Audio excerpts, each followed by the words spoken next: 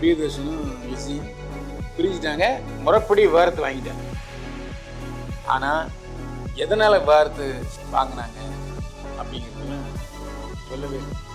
இவங்க அம்மாவும் அப்பாவும் பிரிஞ்ச சூழ்நிலையில் கூட கல்யாணி பிரியதர்ஷன் அம்மா கூடவே இருந்தாங்க, அப்பா கூட இருக்கலாம். மகள் ஏமா அப்படின்னு அப்படின்னு சொல்லி ஒன்று சேர்ந்துருக்காங்க. கருணாஸ் வந்து சிரிப்பு நடிகராக இருந்து ஹீரோவானார். நிறைய நடிகைகள் அவரோட நடிக்க மாட்டேன். சூரி அதே மாதிரி சூரியோட நிறைய நடிகைகள் நடிக்க மாட்டேன்னு சொன்னாங்க. சினிமாவில் சகஜம். அதாவது அவங்க இந்த மாதிரி நடிச்சாங்கன்னா அந்த ஹீரோயினை அந்த பெரிய நடிகர்கள் கூட மாட்டாங்க. இசையமைப்பாளரா இருக்கிறாரு, அவர் நடிக்கிற படத்துல வந்துட்டு இவங்க கமிட் ஆக மாட்டேன் அப்படின்னு சொல்லிட்டாங்கன்னா அந்த கிசு உண்மைதானா சார்? யார் அந்த இசையமைப்பாளர் சொன்னா தேவி பிரசாத். அவர் தெலுங்குல பெரிய இசையமைப்பாளர். ஆனா இதே கதையை கீர்த்தி சுரேஷ்ட சொல்லி அந்த பொண்ணு நடிக்கிறேன்னு சொல்லிட்டு, ஆனா ஹீரோ தேவி பிரசாத் ஒண்ணு இப்ப நடிக்க மாட்டேன். வாங்கின அட்வான்ஸ் தமிழ் சினிமா மட்டுமல்ல, இந்திய சினிமாவில் ஆணாதிக்கம் தான் அதிகமாக இருக்கு. இந்த படம் யார் படம்னா ஹீரோ படத்தை தான் சொல்றாங்க. மேக்சிமம் இயக்குனர் பேரை கூட சொல்றாங்க.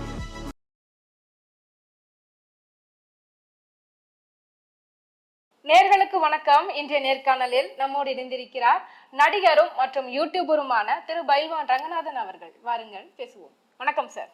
என்னை வாழ வைத்துக் கொண்டிருக்கும் யூடியூப் சேனல் நேயர்களுக்கு நன்றியும் வணக்கம். சார், சினிமாவில் பார்த்தீங்க அப்படின்னா விவாகரத்து அப்படிங்கிறது வந்து ரொம்ப சர்வசாதாரணமாக இருக்கும். அப்படியே கல்யாணம் பண்ணுவாங்க, திடீர்னு விவாகரத்து பண்ணுவாங்க, கேட்டால் கருத்து வேறுபாடு அப்படின்னு சொல்லுவாங்க. ஆனால் இது நான் கேள்விப்பட்ட ஒரு விஷயம் வந்து புதுசாக இருந்தது. என்ன அப்படின்னா விவாகரத்து பண்ணிட்டு திரும்ப ஒன்று சேர்ந்துருக்காங்க அப்படின்னு. அந்த தம்பதிகள் பற்றி நீங்களே சொல்லுங்கள். இயக்குனர் பிரியதர்ஷன் அவர் 2-3 தமிழ் படங்கள் இயக்கியிருக்காரு. நல்ல director, well known director. Priyadarshan நடிகை லிசி அவங்க வந்து தமிழில் பேய் படங்கள்லாம் நிறைய பண்ணாங்க. பேயினாலே உடனே லிசியை கூப்பிடுங்க அப்படின்னு தான் சொல்லுவாங்க. மலையாளத்தில் நிறைய படங்கள் நடித்தாங்க. பிரியதர்ஷன் லிசியை காதலிச்சார். லிசியும் பிரியதர்ஷனும் கல்யாணம் பண்ணிட்டாங்க. லிசிக்கும் பிரியதர்ஷனுக்கும் பிறந்த மகள் கல்யாணி. அவங்க இப்போ சினிமாவில் நடிச்சிட்டு இருக்காங்க. நம்ம தமிழ் கதாநாயகர்கள் கூட 2 படம் நடித்தாங்க. நல்ல நடிகை. இவங்க 2 பேரும் பிரிஞ்சிட்டாங்க. யார்? பிரியதர்ஷனும் லிசியும் பிரிஞ்சிட்டாங்க.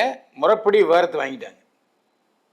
ஆனால் எதனால் விவாகரத்து வாங்கினாங்க அப்படிங்கிறதெல்லாம் சொல்லவே இல்லை. அதாவது பிரியதர்ஷன் லிசியை பற்றி எந்தவித குறைபாடுகளும் பகிரங்கமாக சொல்லலை. அதுமாதிரி லிசியும் பிரியதர்ஷன் மோசமாக நடந்தார் அப்படின்னு எந்த வார்த்தையும் சொல்லலை. இதுக்கு இடையில் நுங்கம்பாக்கத்தில் குட்லக் தியேட்டர்னு ஒன்று இருக்குது. அது முதல்ல ஒரு தெலுங்கு தயாரிப்பில் வச்சுருந்தார். அதுக்கப்புறம் நடிகர் விஜயகுமார்கிட்ட வந்துச்சு. அப்புறம் விஜயகுமார் பிரியதர்ஷன் விற்றுட்டு போயிட்டார். அந்த தியேட்டரை பிரியதர்ஷன் லிசி கொடுத்துட்டாங்க. இப்போ அந்த தியேட்டரில் லிசி தான் நடத்திட்டு இருக்காங்க.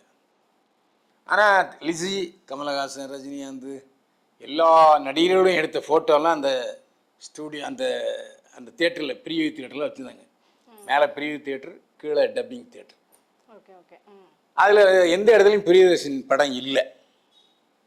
இப்போ ஒரு வாரமாக அந்த பழைய பிரியதர்ஷன் படங்களை அதில் ஃபிக்ஸ் பண்ணிட்டாங்க. என்னன்னா 2 பேரும் மறுபடியும் இணைந்து கணவன் மனைவியாக வாழ்கிறார்கள். ஒரே வீட்டில் வாழ்கிறாங்க. இவங்க அம்மாவும் அப்பாவும் பிரிஞ்ச சூழ்நிலையில் கூட கல்யாணி பிரியதர்ஷன் அம்மா கூடயும் இருந்தாங்க, அப்பா கூடயும் இருந்தாங்க. மகள் தான் ஒன்று சேர்த்துருப்பாங்க சொல்லலாமா? இருக்கலாம். ஆமாம், மகள் ஏமா பிரிஞ்சிருக்கீங்க அப்படின்னு சொல்லி ஒன்று சேர்த்துருக்கலாம். இதில் கூடுதல் தகவல் என்னென்னா ராமராஜனும் நளினியும் பிரிஞ்சாங்க. ஆனால் ராமராஜனும் நளினியும் இப்போவும் நண்பர்களாக தான் இருக்காங்க. ஒருத்தருக்கு ஒருத்தர் குறைச்சி பேசலை. மகனுக்கும் மகளும் கல்யாணம் ஆயிடுச்சு. ஆனால் 2 பேரும் சேர்ந்து வாழவில்லை. பார்த்திபன் சீதா காதலிச்சு கல்யாணம் பண்ணாங்க. குழந்தைகள் இருக்குது. கல்யாணம் ஆகும்போது 2 பேரும் வந்து நடத்தி கொடுத்தாங்க. ஆனால் சீதாவும் பார்த்திபனும் மீண்டும் சேரவில்லை. இதில் விவாகரத்தான தம்பதிகள் சினிமாவில் மீண்டும் சேர்றதுக்கு வாய்ப்பு இல்லை. ஏன்னா எப்போ அந்த மனசுக்குள்ளே ஓடிட்டு இருக்கும்ல. ஆமாம். ம். ஆனால் அதையெல்லாம் மறந்து லிசியும் பிரியதர்ஷனும் சேர்ந்துருக்காங்க. இதில் நீங்கள் சொன்ன ஒரு விஷயம் தான் இருந்தது, 2 பேரும் ஒருத்தர் வந்துட்டு விமர்சனம் பண்ணிக்கல அப்படின்னு சொல்லிட்டு. அது இப்போ விவாகரத்து பண்ணக்கூடிய ஒரு சில நடிகர்களுக்கு ஒரு முன்னுதாரணமாக கூட இருக்கலாம். ஏன்னா வந்து வார்த்தை போரானது ரொம்ப அதிகமாக இருக்குது சோஷியல் மீடியாவில். ஆமாம், இப்போ இயக்குனர், இசையமைப்பாளர், நடிகர் பிரகாஷ், ஜிவி பிரகாஷ் வந்து சைந்தவியை பள்ளிக்கூடத்தில் படிக்கும்போதே காலிச்சாங்க. காலிச்சு கல்யாணம் பண்ணிட்டாங்க. குழந்தை இருக்குது. ஆனால் 2 பேரும் நண்பர்கள். விவாகரத்து ஆகிட்டு சைந்தவியும் பிரகாஷ், ஜிவி பிரகாஷும் தனித்தனியாக வீட்டில் இருக்காங்க. ஆனால் ஜிவி பிரகாஷ் நடத்துகிற எல்லா மியூசிக்கு இசை கச்சேரியிலையும் சைந்தவி வந்து பாடுறாங்க. இது ஒரு டைப்பான விவாகரத்து. அதாவது நண்பர்களாக இருக்கும் அப்படின்னு 2 பேரும் சொல்கிறாங்க. இவங்க வந்து அதையும் தாண்டி, நண்பர்களையும் தாண்டி மீண்டும் கணவன் மனைவியை சேர்ந்துட்டாங்கிறது ஒரு பெரிய இன்ப அதிர்ச்சி தரக்கூடிய தகவல். இதை பிரிஞ்சு இருக்கிற நடிகர்கள் எல்லாருமே பின்பற்றணுங்கிறது என்னுடைய ஆசை. ஏன்னா கணவன் மனைவிக்குள்ளே ஊடல் வர்றது சகஜம், பிரிவு வர்றது சகஜம். குழந்தை பிறந்திருக்கு, அந்த குழந்தை உங்கள் 2 பேருக்கு தான் பிறந்தது. அவங்களுடைய எதிர்காலத்தை கருதியாவது இந்த விவாகரத்தான நடிகைகள் பிரிஞ்சிருந்தாலும் மறுபடியும் சேரணுங்கிறது தான் என்னுடைய ஆசை. கண்டிப்பாக சார். அதே மாதிரி இந்த பக்கம் பார்த்தீங்க அப்படின்னா ஒரு விஷயம் நான் வந்து கேள்விப்பட்டிருந்தேன். ஒரு பிரபல இசையமைப்பாளராக இருக்கிறாரு, அவர் நடிக்கிற படத்தில் வந்துட்டு இவங்க கமிட் ஆக மாட்டேன் அப்படின்னு சொல்லிட்டாங்களாம். அந்த கிசுகிசு உண்மைதானா சார்? உண்மைதான். அதாவது என்னென்னா, அந்த இசையமைப்பாளர் யார், நடிகைங்கிறத அப்புறம் யோசிப்போம், பின்னால் யோசிப்போம். கருணாஸ் வந்து சிரிப்பு நடிகராக இருந்து ஹீரோ ஆனார். நிறைய நடிகைகள் அவரோட நடிக்க மாட்டேன்ட்டாங்க. சூரி அதே மாதிரி சூரியோட நிறைய நடிகைகள் நடிக்க மாட்டேன்னு சொன்னாங்க. இது சினிமாவில் சகஜம். அதாவது அவங்க இந்த மாதிரி நடித்தாங்கன்னா அந்த ஹீரோயினை அந்த பெரிய நடிகர்கள் கூட மாட்டாங்க. அது சென்டிமெண்ட் இருக்குது, இதான் அவரோட நடிச்சிட்டியே அப்படிங்கிற மாதிரி அவங்க அதுக்காகவே பயந்துக்கிட்டு நடிக்க மாட்டாங்க. அது மட்டும் இல்லை, சில நடிகைகள் பார்த்தீங்கன்னா ஹீரோவுக்கு தங்கச்சி நடித்தாங்கன்னா அதோடு அவங்க க்ளோஸ். அதுக்கப்புறம் எல்லா படத்துலையும் தங்கச்சி வேஷம் தான் கூடும். இப்போ கூட சமீபத்தில் தாய் கிழவி சக்ஸஸ் மீட்டில் ராதிகா என்ன சொன்னாங்கன்னா, இந்த படம் எனக்கு பெரிய வெற்றி அமைஞ்சுது, ரொம்ப சந்தோஷம். ஆனால் இப்போ ஒரு 4 நாளாக நிறைய டைரக்டர்கள் வர்றாங்க, கதை சொல்கிறாங்க, எல்லா பாத்திரமும் கிளவி பாத்திரம். சிரிச்சிட்டாங்க, கையெடுத்து கும்பிட்டு போயிட்டு வாங்கப்பா. அது மாதிரி சினிமாவில் ஒருத்தன் சப் இன்ஸ்பெக்டர் போலீஸ் அதிகாரி வேடம் போட்டோன்னா கடைசி வரைக்கும் போலீஸ் அதிகாரி வேடம் தான். வைத்தியர் வேஷம் போட்டால் கடைசி வரைக்கும் வைத்தியர் வேஷம் தான். கூப்பிடியா அப்படின்னு சொல்லுவாங்க. அதனால அது இயல்பு. யார் அந்த இசையமைப்பாளர்னு சொன்னால் தேவி பிரசாத். அவர் தெலுங்கில் பெரிய இசையமைப்பாளர். ஆக்சுவலாக அவர் சாலிகிராமத்தில் பிறந்து வளர்ந்தவர், தமிழன். ஆனால் இங்கே தமிழன் ஹைதராபாத்தில் போய் தெலுங்கில் முன்னணி தயாரிப்பில் ஆகிட்டார். அவர் வயசு சின்ன பையமாக இருப்பார். அவர் நிறைய நானே கேட்டிருக்கேன், நீங்கள் எப்போ ஹீரோவாக நடிப்பீங்கன்னு. மியூசிக்கு தான் நல்லா ஓடிக்கிட்டு இருக்கல, எதுக்கு அப்படின்னு சிரிச்சார். இப்போ என்னடானா எல்லம்மான்னு ஒரு தெலுங்கு படம் தயாராகுது. அந்த படத்தில் ஆக்சுவலாக நானி அல்லது இன்னொரு ஹீரோவை கேட்டாங்க, நடிக்க மாட்டேன்ட்டாங்க. கடைசியில் தேவி பிரசாதத்தை கதை சொன்னோன்னே ஓகேன்ட்டார். ஆனால் இதே கதையை கீர்த்தி சுரேஷ்கிட்ட சொல்லி அந்த பொண்ணு நடிக்கிறேன்னு சொல்லிட்டு, ஆனால் ஹீரோ தேவி பிரசாத்னு இப்போ நடிக்க மாட்டேன்ட்டு வாங்கின அட்வான்ஸை திருப்பி கொடுத்துருச்சு. இப்போ வேறு கதாநாயகியை தேடிக்கிட்டு இருக்காங்க. ஏன்னா இப்போ இங்கே அவர் அந்த கீர்த்தி சுரேஷ் தேவி பிரசாத்தோட நடித்தா மறுபடியும் அஜித், விஜய், தனுஷ் இவங்களோட ஜோடியாக நடிக்க கூட மாட்டாங்க. 2வது கல்யாணம் வேறு ஆகிடுச்சு. ஸோ கல்யாணம் ஆனதுக்கப்புறம் தேவி பிரசாதோட நடிச்சிட்டாங்க அப்படிங்கிற மாதிரி வருங்கிறதுக்காக கீர்த்தி சுரேஷ் அதை அவாய்ட் பண்ணிட்டாங்க. முன்னெல்லாம் திருமணமானால் பெரிய அளவில் ஹீரோயின் வாய்ப்பு கிடைக்காது. ஆனால் இப்போ காலம் மாறிடுச்சு. இது கொஞ்சம் ஆரோக்கியமான ஒரு வளர்ச்சியாக நம்ம பார்க்கலாம்ல சார்?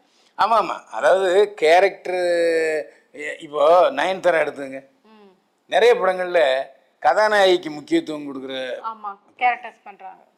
ஆரம்ப காலத்தில் பார்த்தீங்கன்னா சித்தி, அதில் வில்லன் எம்ஆர்றதா, கதாநாயகி பத்மினி, கதாநாயகம் கிடையாது. அதுக்கப்புறம் கேஆர் விஜயா, மேயர் மீனாட்சி தொடங்கி நிறைய படங்களில் அவங்க வந்து கதாநாயகிக்கு முக்கியத்துவம் கொடுக்குற கொடுத்த இடத்துல கேரக்டர். நடித்தாங்க. ஆமா. அந்த மாதிரி அப்புறம் நயன்தாரா, அப்புறம் திரிஷாவும் ஒரு 2-3 படத்தில் நடித்தாங்க. ஆனால் எல்லா நடிகைகளுமே சொல்கிற குறை என்னென்னா, தமிழ் சினிமா மட்டுமல்ல, இந்திய சினிமாவில் ஆணாதிக்கம் தான் அதிகமாக இருக்குது. இந்த படம் யார் படம்னா ஹீரோ படத்தை தான் சொல்கிறாங்க. மேக்சிமம் இயக்குனர் பேரை கூட சொல்கிறது இல்லை அப்படிங்கிற ஒரு அர்த்தம் இருக்குது. என்ன காரணம்னா, நடிகர்களுக்கு தான் ரசிகர்கள் ஜாஸ்தி. இப்போ பொதுவாக பாரதி ராஜா, பாலுமேந்திரா, மணிரத்ன ரசிகர்கள்லாம் ஒரு லிமிட்டெட் பர்சன்ஸ் தான். ஆமா. எங்கேயுமே மணிரத்ன ரசிகர் மன்றம், பாலுமேந்திரா ரசிகர் மன்றம் வைக்கவே மாட்டான்.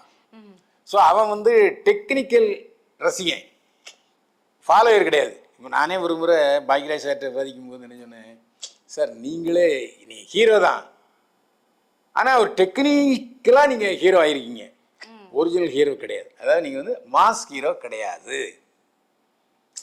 அப்படின்னு நான் சொல்லியிருக்கேன். அவர் என்கிட்ட கருத்து எல்லாம் வேறுபாடுலாம் வந்துச்சு, அது வேறு விஷயம். ஆனால் உண்மை தானே கண்டிப்பா. ஆமா. அதாவது அவர் கட்சி ஆரம்பிக்கும் போது அதேமாரி தான்.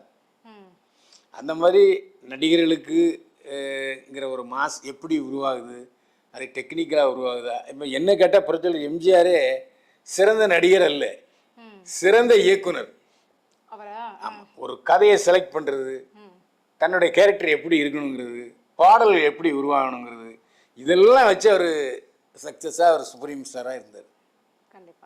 அது அந்த திறமை அவருக்கு இருந்தது. ஒரு சிலருக்கு மட்டும்தான் அந்த திறமை இருக்கும். அதனால கீர்த்தி சுரேஷ் தேவி பிரசாத்தோட நடிக்க மாட்டேன்னு சொன்னது அவங்க உரிமை, தப்பா சொல்ல முடியாது. ஏன்னா காரணம் இதுதான். நம்ம முன்னமே பேசின மாதிரி தான், சினிமா விவாகரத்து அப்படிங்கிறது சாதாரணம் தான். ஒருத்தர் ஒரு வாட்டி விவாகரத்து பண்ணலாம், ஆனால் 3 முறை விவாகரத்து பண்ணி லைஃப்ல பாடம் கற்றுருக்காங்க. ஸோ அந்த கிசுகிசு பற்றி கொஞ்சம் சொல்லுங்க சார். 3 திருமணங்கள், 3 விவாகரத்து. அந்த நடிகை மீரா வாசுதேவன், இவங்க தமிழ்நாட்டில் பிறந்து மும்பையில் செட்டில் ஆகி வாழ்ந்தவங்க. ஆரம்பத்தில் சினிமாவில் நடிக்க வர்றதுனால மாடல் அழகியாக இருந்திருக்காங்க. அதுக்கப்புறம் தெலுங்கில் வந்து கோல்மால்ங்கிற படத்தில் நடித்தாங்க. அதுக்கப்புறம் தமிழில் தொடர்ந்து பல படங்கள் நடித்தாங்க. யாவரும் நலம், ஆட்டநாயகன், குமரி பெண்ணின் விளத்திலே, இன்னும் பல படங்கள் நடித்தாங்க. இப்போ சீரியல் நடிச்சிட்டு இருக்காங்க. இவர் 2005ஆம் ஆண்டு இவர் காதலித்து திருமணம் செய்து கொண்டார். காதல்னா பிரபல ஒளிப்பதிவாளர் அசோக் குமாருடைய மகன் தான் இவர் காதலித்தவர். அவர் பேர் விஷால் அகர்வால். அவர் வந்து மார்வாடி அசோக் குமார் உடைய மகன். 2005 கல்யாணம் ஆச்சு, ஒரு மகன் பிறந்தான். 2010 விவாகரத்து ஆயிடுச்சு. அதுக்கப்புறம் அடுத்த வருஷமே ஜான் கொக்கைன் அப்படிங்கிற மலையாள நடிகரை காதலிச்சு மீரா வாசுதேவன் கல்யாணம் பண்ணாங்க. அவங்களுக்குள்ளும் கருத்து வேறுபாடு ஏற்பட்டு டிவோர்ஸ் பண்ணிட்டாங்க. அதுக்கப்புறம் விபின்ங்கிறவரை காதலிச்சு திருமணம் செய்து கொண்டாங்க. இது 3வது திருமணம். மீரா வாசுதேவன் திருமணம் செய்து கொண்ட 3வது விபின் ஒளிப்பதிவாளராக வேலை செஞ்சார்.